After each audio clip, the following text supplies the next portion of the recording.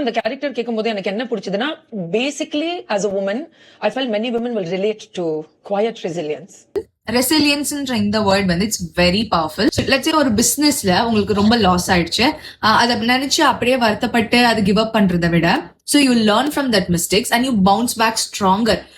எவ்வளவு இருந்தீங்களோ அதை விட 2 மடங்கு ஸ்ட்ராங்கரா யூ கம் பேக்ல you give a come back. அதுதான் வந்து நம்ம ரெசிலியன்ஸ் அப்படின்னு சொல்லி சொல்லுவோம். இந்த ரெசிலியன்ஸ்ன்ற வேர்டை எப்படி நம்ம வந்து சென்டென்ஸ்ல யூஸ் பண்றதுங்கிறத பார்க்கலாம். The first one is she showed great resilience after losing her job. அப்படின்னா அவ வந்து கிவ் அப் பண்ணல, அவங்க வேலை போயிட்டனால அவங்க ஒன்னும் கிவ் அப் பண்ணல, she really like came back stronger அப்படின்னு சொல்லி சொல்றோம் இல்லையா. ஸோ அதுதான் ரெசிலியன்ஸ் நீங்க நம்ம மீன் பண்ணி சொல்றோம். Kids learn resilience when they face small challenges.